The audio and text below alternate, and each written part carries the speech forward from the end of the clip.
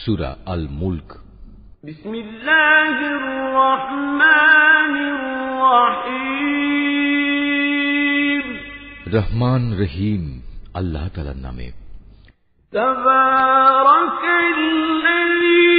বিয়াদিহিল মুলকু ওয়া হুয়া আলা কুল্লি শাইইন কাদির।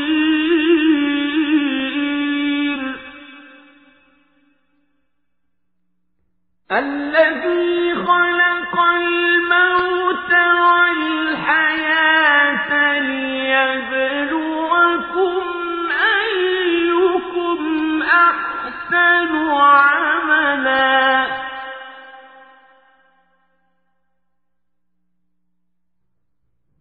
وهو العزيز الغفور.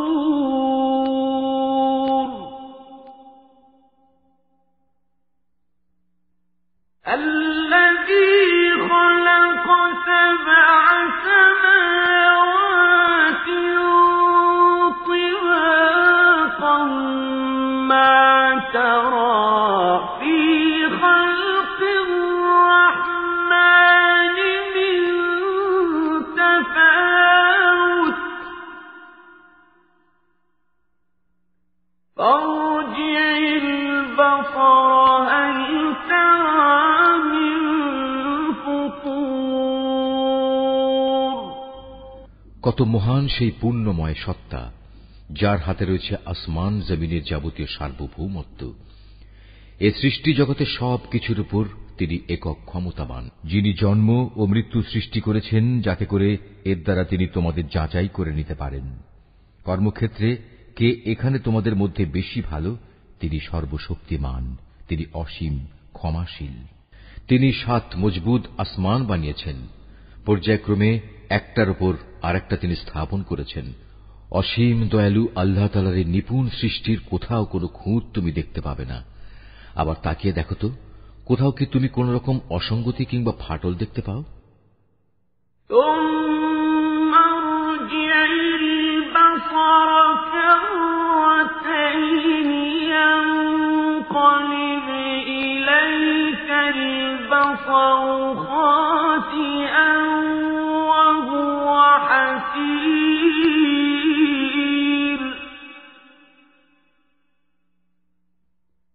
ولقد زينا السماء الدنيا بمصابيح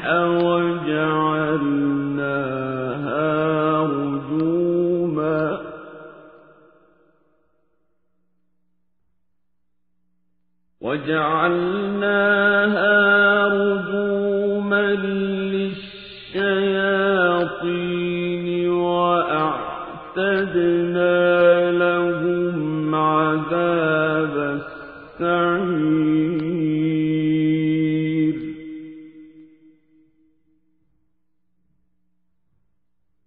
وللذين كفروا بربهم عذاب جهنم وبئس المصير.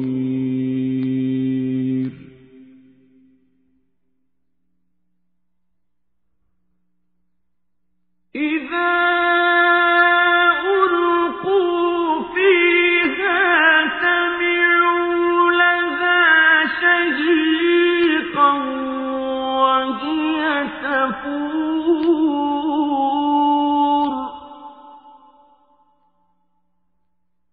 تكاد تميز من الغيظ كلما ألقي فيها فوج سألهم خزنتها ألم يأتكم نذير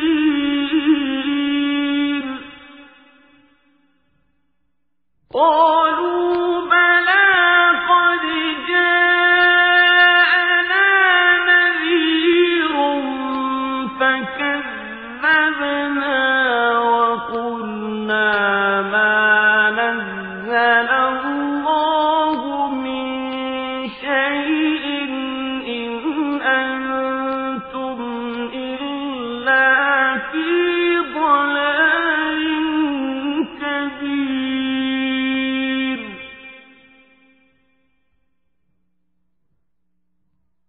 وقالوا لو كنا نسمع أو نعقل ما كنا في أصحاب السعير অতঃপর তোমার দৃষ্টি ফেরাও নভমণ্ডলের প্রতি। দেখো, আর একবার তোমার দৃষ্টি ফেরাও, দেখবে তোমার দৃষ্টি ব্যর্থ ও ক্লান্ত হয়ে তোমার দিকেই ফিরে আসবে। নিকটবর্তী আকাশটিকে তুমি দেখো, তাকে কিভাবে প্রদীপমালা দিয়ে আমি সাজিয়ে রেখেছি। ঊর্ধ্বলোকের দিকে গমনকারী শয়তানদের তাড়িয়ে বেড়ানোর জন্য এ প্রদীপগুলোকে আমি ক্ষেপণাস্ত্র হিসেবে সংস্থাপন করে রেখেছি। চূড়ান্ত বিচারের দিন এদের জন্য জ্বলন্ত অগ্নিকুণ্ডের ভয়াবহ শাস্তির ব্যবস্থাও আমি যথাযথভাবে প্রস্তুত করে রেখেছি। এত সব নিদর্শন সত্ত্বেও যারা তাদের স্রষ্টাকে অস্বীকার করেছে, তাদের জন্য রয়েছে জাহান্নামের কঠোরতম শাস্তি। জাহান্নাম কতই না নিকৃষ্টতম স্থান। এ জাহান্নামের মধ্যে যখন তাদের ছুঁড়ে ফেলা হবে, তখন নিক্ষিপ্ত হবার আগেই তারা শুনতে পাবে তা ক্ষিপ্ত হয়ে বিকট গর্জন করছে। মনে হবে তা যেন প্রচণ্ড ক্রোধের কারণে ফেটে দীর্ণ বিদীর্ণ হয়ে যাচ্ছে। যখনই একদল নতুন পাপীকে সেখানে নিক্ষেপ করা হবে, তখনই তার প্রহরীরা তাদের জিজ্ঞেস করবে, এই জায়গার কথা বলার জন্য তোমাদের কাছে কোনো সাবধানকারী কি আসেনি? তারা বলবে, হ্যাঁ, আমাদের কাছে আল্লাহর সাবধানকারী নবী রসুল এসেছিল, কিন্তু আমরা তাদের অস্বীকারই করেছি। আমরা তাদের বলেছি এ দিন সংক্রান্ত কোনো কিছুই আল্লাহ তাআলা নাজিল করেননি, বরং তোমরা নিজেরাই চরম বিভ্রান্তিতে ডুবে আছো। তারা বলবে, কত ভালো হতো যদি সেদিন আমরা নবী রসুলদের কথা শুনতাম এবং তা অনুধাবন করতাম, তাহলে আজ আমরা জ্বলন্ত আগুনের বাসিন্দাদের মধ্যে গণ্য হতাম না।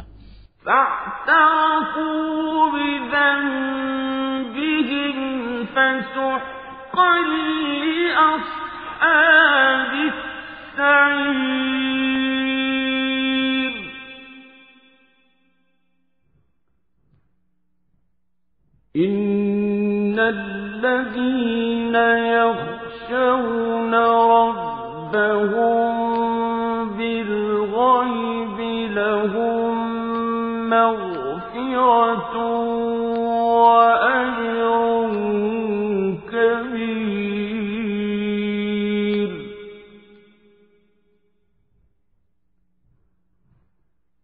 وأسروا قولكم أو اجهروا به إنه عليم بذات الصدور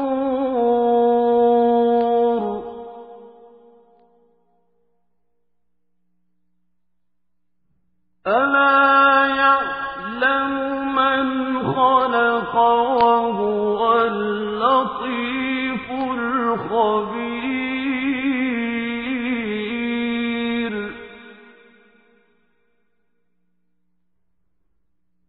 هو الذي جعل لكم الأرض ذلولا فامشوا في مناكبها وكلوا من رزقه وإليه النشور أأمنتم من في السماء أن يخسف بكم الأرض فإذا هي تمور অতঃপর তারা নিজেরাই নিজেদের যাবতীয় অপরাধ স্বীকার করে নেবে। ধিক্কার জাহান্নামের অধিবাসীদের উপর। অপরদিকে সেসব সৌভাগ্যবান মানুষ যারা নিজেরা চোখে না দেখেও তাদের সৃষ্টিকর্তাকে ভয় করেছে, নিঃসন্দেহে তাদের জন্য রয়েছে আল্লাহ তাআলার পক্ষ থেকে ক্ষমা ও মহাপুরস্কার। তোমরা তোমাদের কথাবার্তাগুলো লুকিয়ে রাখো কিংবা তা প্রকাশ করো, আল্লাহর কাছে এর উভয়টাই সমান, কারণ তিনি মনের ভেতর লুকিয়ে রাখা বিষয় সম্পর্কেও সম্যক ওয়াকিবহাল। তিনি কি সৃষ্টি সম্পর্কিত যাবতীয় বিষয় জানবেন না, যিনি এর সবকিছু বানিয়েছেন? বস্তুত আল্লাহ তাআলা অত্যন্ত সূক্ষ্মদর্শী এবং সর্ববিষয়ে সম্যক জ্ঞাত। তিনিই সেই মহান সত্তা যিনি ভূমিকে তোমাদের অধীন করে দিয়েছেন। তোমরা যখন যেভাবে চাও এর অলিগলির মধ্যে দিয়ে চলাচল করো এবং এর থেকে উদ্গত রিজিক তোমরা উপভোগ করো। মনে রেখো, একদিন তোমাদের সবাইকে তাঁর কাছেই ফিরে যেতে হবে। তোমরা কি নিজেদের নিরাপদ ভাবছ মহাশক্তিধর আকাশের মালিক আল্লাহ তাআলার কাছ থেকে? তিনি কি তোমাদের সহ ভূমণ্ডলকে গেঁড়ে দেবেন না? এমনি অবস্থা যখন দেখা দেবে তখন তা ভীষণভাবে কম্পমান হবে। أَمْ أَمِنْتُمْ مَنْ فِي السَّمَاءِ أَنْ يُرْسِلَ عَلَيْكُمْ حَاصِبًا فَسَتَعْلَمُونَ كَيْفَ نَذِيرِ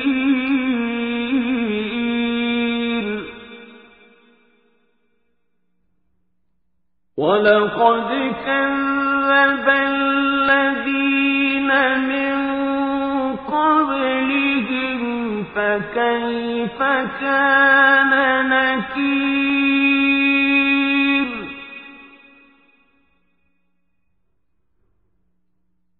أَوَلَمْ يَرَوْا إِلَى الطَّيْرِ فَوْقَهُمْ صَافَّاتٍ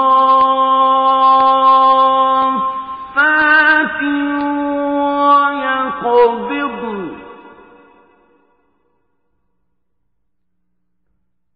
مَا يُمْسِكُهُنَّ إِلَّا الرَّحْمَنُ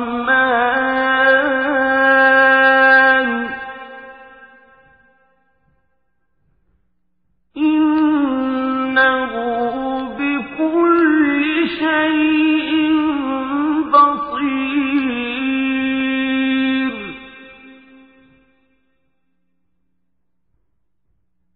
أَمَّنْ هَذَا الَّذِي هُوَ جُندٌ لَّكُمْ يَنصُرُكُم مِّن دُونِ الرَّحْمَنِ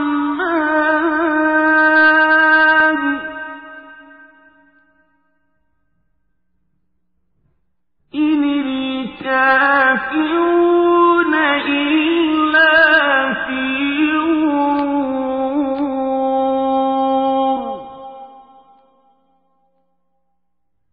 أَمَّنْ هَذَا الَّذِي يَرْزُقُكُمْ إِنْ أَمْسَكَ رِزْقَهُ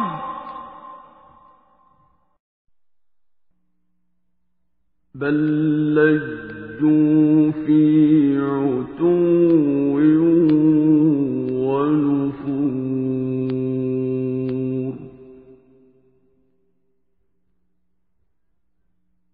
أَفَمَن يَمْشِي مُكِبًّا عَلَى وَجْهِهِ أَهْدَىٰ أَمَّن يَمْشِي سَوِيًّا عَلَىٰ صِرَاطٍ مُّسْتَقِيمٍ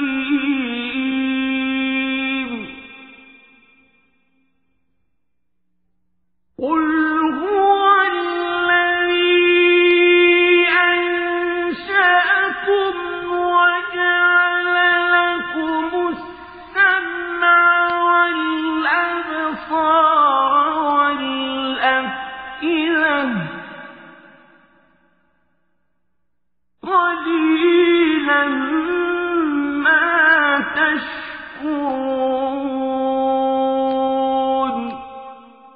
অথবা তোমরা কি নিশ্চিত আকাশের অধিপতি আল্লাহ তাআলা তোমাদের উপর প্রস্তর নিক্ষেপকারী এক প্রচণ্ড বায়ু প্রবাহিত করবেন না? এমন দিন আসবে এবং তোমরা সেদিন অবশ্যই জানতে পারবে কেমন ভয়াবহ হতে পারে আমার সাবধান বাণী উপেক্ষা করা। তাদের আগেও যারা আমার সাবধান বাণী মিথ্যা প্রতিপন্ন করেছে, দেখো কেমন ছিল তাদের প্রতি আমার আচরণ। এসব লোকেরা কি তাদের মাথার উপর দিয়ে উড়ে যাওয়া পাখিগুলোকে দেখে না? কিভাবে এরা নিজেদের পাখা মেলে রাখে, আবার এক সময় তা গুটিয়েও নেয়। তখন পরম দয়ালু আল্লাহ তাআলাই এদের মহাশূন্যে স্থির করে রাখেন। হ্যাঁ, একমাত্র আল্লাহ তাআলাই, তিনি তার সৃষ্টির ছোট বড় সব কিছুই দেখেন। বলতো, তোমাদের মধ্যে এমন কে আছে যার কাছে এমন একটি বিশাল সৈন্যবাহিনী আছে যা দিয়ে তারা অসীম দয়ালু আল্লাহর বিরুদ্ধে তোমাদের সাহায্য করবে? আসলে এই অস্বীকারী ব্যক্তিরা হামেশাই বিভ্রান্তিতে নিমজ্জিত থাকে। যদি তিনি তোমাদের জীবিকার উপকরণ সরবরাহ বন্ধ করে দেন, তাহলে এখানে এমন দ্বিতীয় আর কে আছে যে তোমাদের পুনরায় রিজিক সরবরাহ করতে পারবে? এ সত্ত্বেও এরা আল্লাহ তাআলার বিদ্রোহ এবং গোঁড়ামিতে অবিচল হয়ে রয়েছে। যে ব্যক্তি জমিনের উপর দিয়ে উপুড় হয়ে মুখে ভর দিয়ে চলে, সে ব্যক্তি অধিক পরিমাণে হেদায়েত প্রাপ্ত, না যে ব্যক্তি জমিনে স্বাভাবিকভাবে সঠিক পথ ধরে চলে সে বেশি হেদায়েত প্রাপ্ত? হে নবী, তুমি এদের বলে দাও, হ্যাঁ, তিনিই তোমাদের পয়দা করেছেন, তিনি তোমাদের শোনার ও দেখার জন্য কান এবং চোখ দিয়েছেন, আরো দিয়েছেন চিন্তা করার মতো একটি অন্তর। কিন্তু তোমরা খুব কমই এসব দানের কৃতজ্ঞতা আদায় করো। قُلْ هُوَ الَّذِي ذَرَأَكُمْ فِي الْأَرْضِ وَإِلَيْهِ تُحْشَرُونَ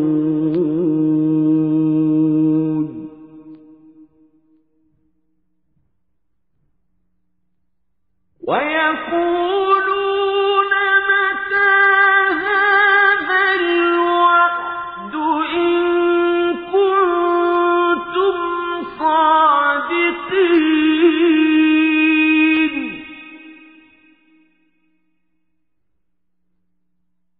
قُلْ إِنَّمَا الْعِلْمُ عِندَ اللَّهِ وَإِنَّمَا أَنَا نَذِيرٌ مُّبِينٌ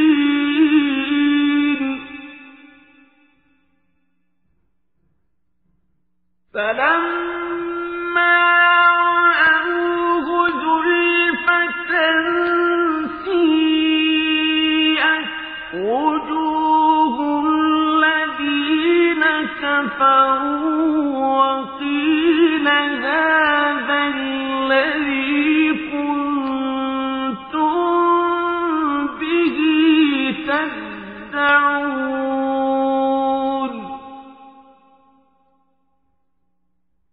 قُلْ أَرَأَيْتُمْ إِنْ أَهْلَكَنِيَ اللَّهُ وَمَن مَّعِيَ أَوْ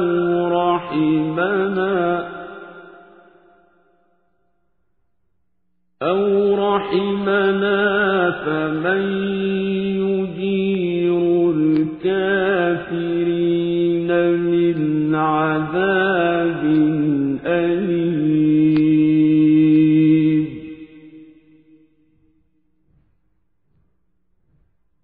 قُلْ هُوَ الرَّحْمَٰنُ آمَنَّا بِهِ وَعَلَيْهِ تَوَكَّلْنَا فَسَتَعْلَمُونَ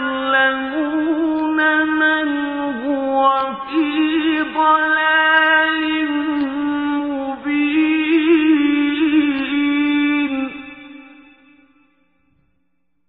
قُلْ أَرَأَيْتُمْ إِنْ أَصْبَحَ مَاؤُكُمْ غَوْرًا فَمَن يَأْتِيكُم بِمَاءٍ مَّعِينٍ এদের আরো বলো, তিনি এ ভূখণ্ডে তোমাদের সর্বত্র ছড়িয়ে রেখেছেন, আবার একদিন চারদিক থেকে তাঁরই সম্মুখে তোমাদের সবাইকে জড়ো করা হবে। তারা বলে, তোমরা যদি সত্যবাদী হয়ে থাকো তাহলে বলো কবে তা সংঘটিত হবে। তুমি এদের বলো, এ তথ্য তো একমাত্র আল্লাহ তাআলার কাছেই রয়েছে, আমি তো একজন সুস্পষ্ট সাবধানকারী মাত্র। যখন সত্যি সত্যি এ প্রতিশ্রুতিটি তারা সংঘটিত হতে দেখবে, যারা দুনিয়ার জীবনে অস্বীকার করেছিল, তখন তাদের সবার মুখমণ্ডল বিকৃত হয়ে যাবে এবং তাদের তখন বলা হবে, এ হচ্ছে সেই মহাধ্বংস যাকে তোমরা চ্যালেঞ্জ করতে। তুমি বলো, তোমরা কি একথা ভেবে দেখেছ, আল্লাহ তাআলা যদি আমাকে এবং আমার সঙ্গী সাথীদের ধ্বংস করে দেন, কিংবা ধ্বংস না করে তিনি যদি আমাদের উপর দয়া প্রদর্শন করেন, সবই হবে তাঁর ইচ্ছাধীন। কিন্তু আল্লাহ তাআলাকে যারা অস্বীকার করেছে, তাদের প্রতিশ্রুত কিয়ামতের দিন এ ভয়াবহ আযাব থেকে কে বাঁচাবে? তুমি এদের বলো, হ্যাঁ, সেদিন বাঁচাতে পারেন একমাত্র দয়াময় আল্লাহ তাআলাই। তার উপর আমরা ঈমান এনেছি এবং আমরা তাঁর উপরই নির্ভর করেছি। হ্যাঁ, অচিরেই তোমরা জানতে পারবে আমাদের মধ্যে কে সুস্পষ্ট গুমরাহির মাঝে নিমজ্জিত ছিল। হে নবী, তুমি এদের জিজ্ঞেস করো, তোমরা কি ভেবে দেখেছ, তোমাদের জমিনের বুকে অবস্থিত পানি যদি কখনো উধাও হয়ে যায়, তাহলে কে তোমাদের জন্য এ পানির প্রবাহ ধারা পুনরায় বের করে আনবে?